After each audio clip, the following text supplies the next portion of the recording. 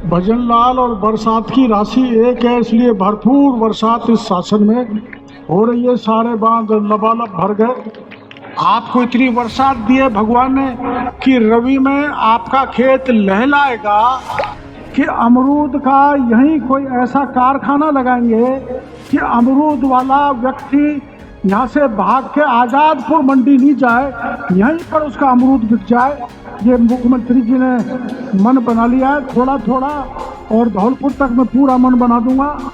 लेकिन यहाँ कुछ लोग पहले तो मांग कर रहे थे ERCP नहीं ला रहे, अब ERCP आ गई तो कह रहे हैं गांव उठ रहे। कोई गांव नहीं, एक बार सर्वे होगा 8-10 से ज़्यादा गांव नहीं उठेंगे। कुछ सपोर्टा के 2-3, कुछ 3-4 खंडार के, उनको भी बताऊंगा, नक्शा लेके बताऊंगा। ये बहकाने वालों की बातों में नहीं आना है। घर घर जाके सर्वे करके हमारे अधिकारी आपके हर नुकसान की भरपाई करेंगे, इस बात का भरोसा मैं आपको देना चाहता हूं। लालसोट के डूंगरपुर में आयोजित किसान सम्मेलन में राजस्थान सरकार के आपदा प्रबंधन मंत्री डॉक्टर किरोड़ीलाल मीणा ने भाषण की शुरुआत ही ऐसी पंचलाइन से की कि सभा ठहाकों से गूंज उठी।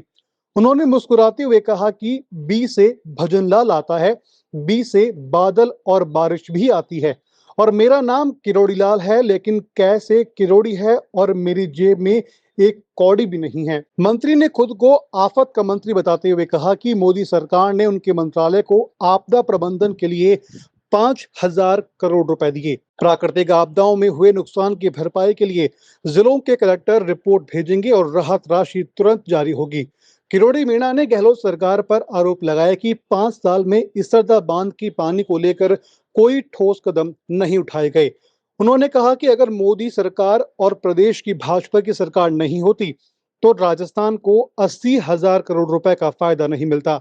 मंत्री ने मोरिल बांध में आ रहे गंदे पानी पर भी चिंता जताई और कहा कि इसे रोकने के लिए राज्य सरकार योजना बना रही है। साथ ही दावा किया कि ERCP योजना से ग्रामीण क्षेत्रों में साफ और पर्याप्त पानी पहुंचेगा और दौसा जिले के सभी बांध इस योजना से जुड़ेंगे। मुख्यमंत्री जी ने मेरे को आपदा का मंत्री बना रखा है। कोई आफत आवे तो आप संभालो, तो अपने आफत आ गई थी, खंडार में भी आ गई थी। राजस्थान के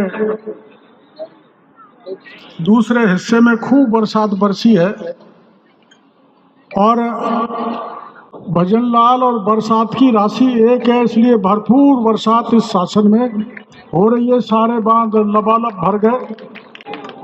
मैं ज़्यादा नहीं बोलूँगा, मुख्यमंत्री जी को आगे कई जगह जाना है, मैं भी साथ रहूँगा।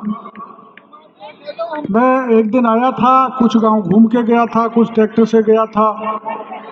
मेरी सरकारी गाड़ी फंस गई, जो बाद में टोचन से गई थी।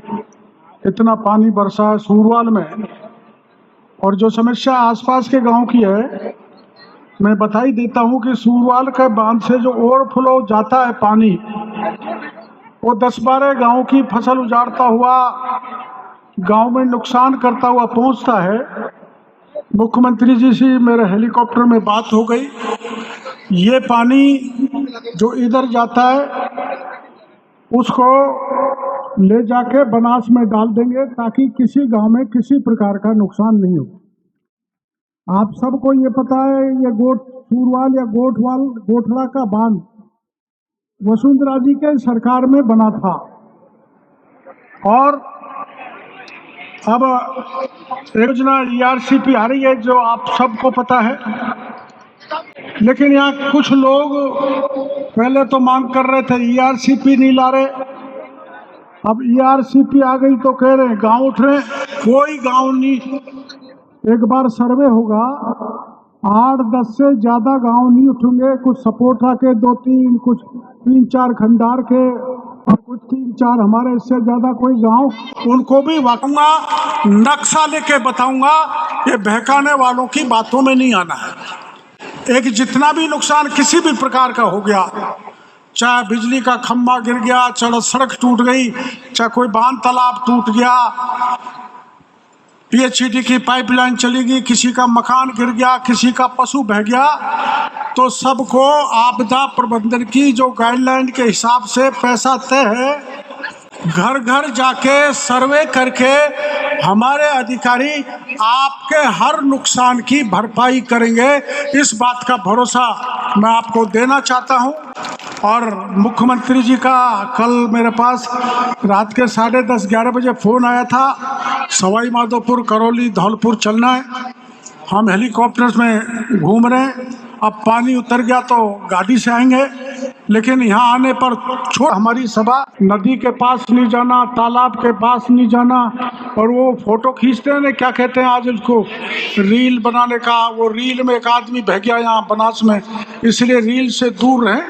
और आपको निश्चिंत हैं, आप किसी प्रकार की तकलीफ नहीं आएगी। सवाई माधोपुर शहर में भी पानी 8-8, 10-10 फुट भर गया था।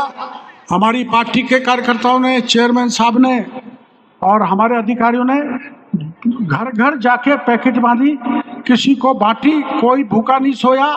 आप खुश रहें।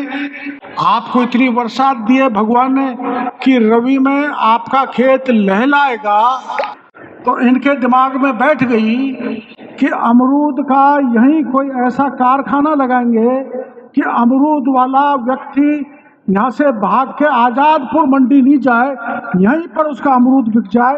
ये मुख्यमंत्री जी ने मन बना लिया है थोड़ा थोड़ा, और धौलपुर तक मैं पूरा मन बना दूंगा।